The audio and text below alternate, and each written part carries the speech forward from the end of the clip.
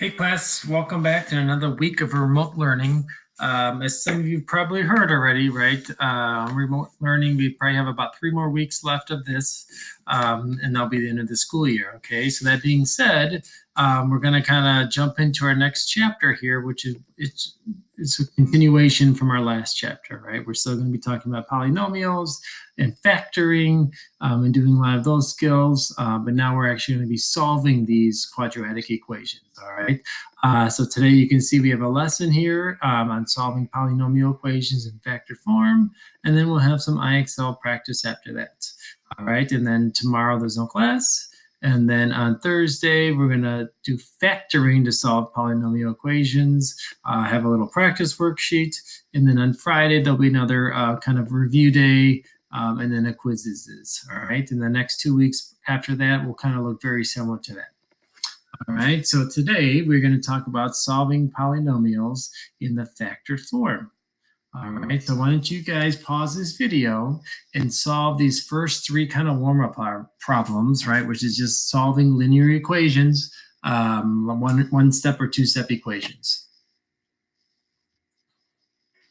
Okay, let's see how we did here. All right, for this first one, right, we had x minus 2 equals 0, right, so we simply got to add 2 to both sides.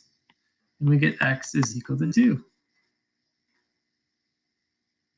All right, in example 2 here of our warm-up, right, we had 3x minus 12 equals 0, right? So to solve this one, we're going to add 12 to both sides first, and then we get 3x is equal to 12, and then we divide by 3.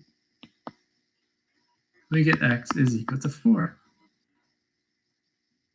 All right, in our last example here, we have negative 2x plus 6 equals 0.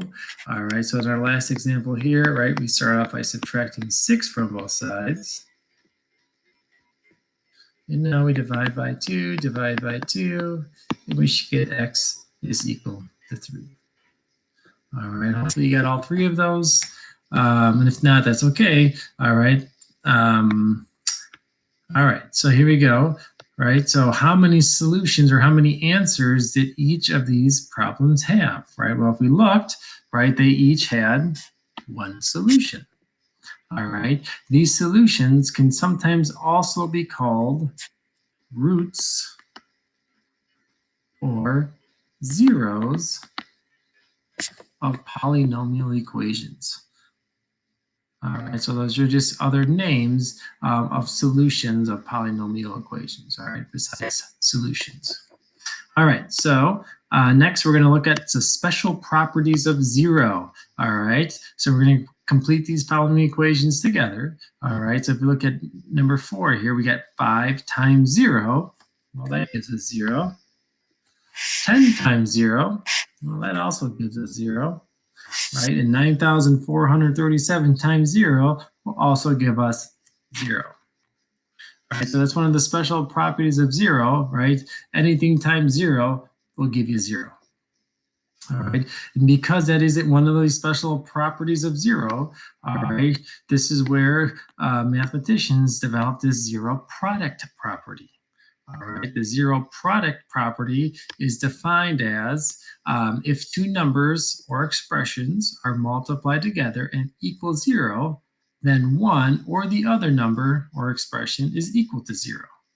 All right, this got a lot of math words. All right, so we're going to look at it a different way. All right, so this is kind of what it states. All right, so if you're taking notes here, all right, and don't have these printed out, all right, so make sure you write this down. Right, this is the zero product property. All right, and this is a very important property here for solving polynomial equations. All right, so here we go. Write this down here. So this states that if a times b is equal to 0, then either your a is equal to 0 or your b is equal to 0. All right, now I'm going to explain it one more way. All right, but this time I'm going to explain it with fruit. All right, so if we have an apple times an orange and that equals 0, then either that apple or that orange is equal to 0. All right, so hopefully that makes sense here, a little bit more sense. All right, and then when we get to page 2 here, we're going to use this product property, the zero product property, to solve some equations here. Okay, so this property can be used to solve any polynomial equation when one side of the equation equals 0 and the other side is a product of polynomial factors, right? And product means just multiply, right? When two things are multiplied together and equal to 0, then we can use this zero product property. All right, so we're going to do these examples together here. All right, so here we have to solve the following polynomial equations using this zero product property. All right, so in example 7, we have x plus 1 times x minus 2 is equal to 0. All right, so now I'm going to say that my apple here is x plus 1. All right, so I can say that that is equal to 0, or I can say my orange here, x minus 2 is equal to 0.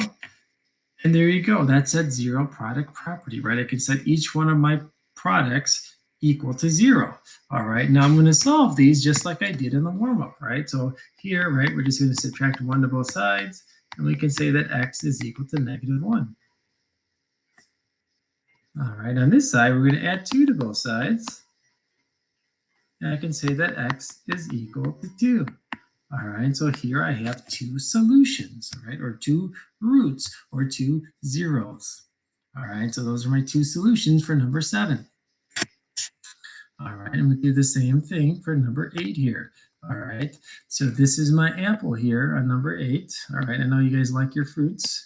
All right, so I can say that x plus 3 is equal to 0.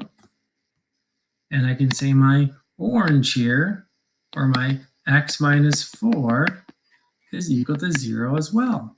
All right, so now I just go ahead and solve both of these, right? I subtract 3 here, so we get x is equal to -3. And on this equation, right, I add 4 to solve here, and we get x is equal to 4. So those are my two solutions for number 8. All right, that's not too bad, right? All right, let's see a couple more here. All right, so number 9, it's saying now I have 3x minus 4 times x plus 6 equals 0. All right, and number 9, right, I wrote without that little dot in between them, right, because it's kind of implied. It kind of means that they're being multiplied without that dot, right? So in math, right, we want to save some time here, so we're not going to write every single thing all the time. All right, so when two things are next to each other, that means they're being multiplied together. All right, so again, same thing. I'm going to take this apple here, or my 3x minus 4, and I'm going to set that equal to 0.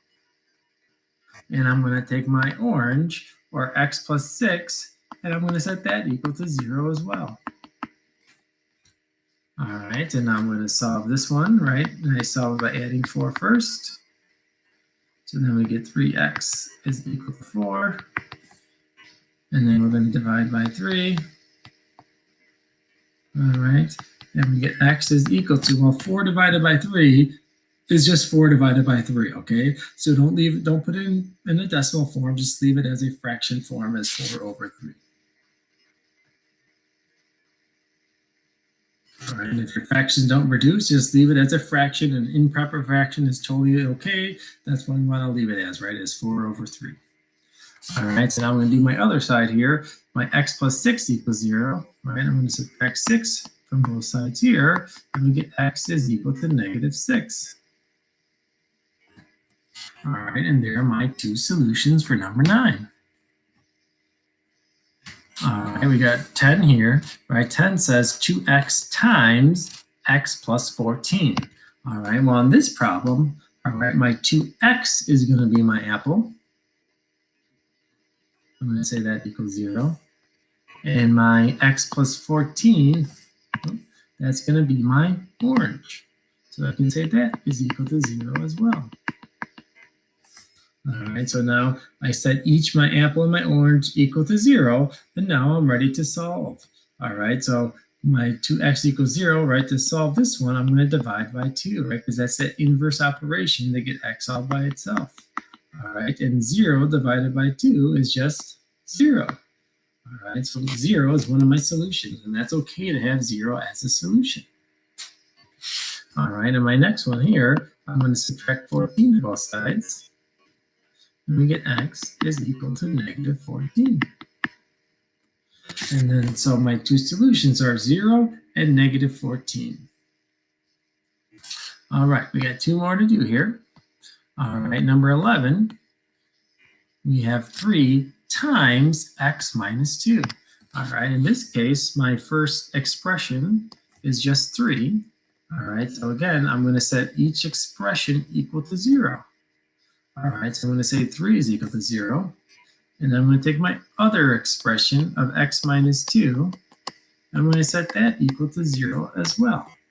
All right, now I'm ready to solve both. All right, so 3 is equal to 0. Well, wait a second. 3 does not equal 0.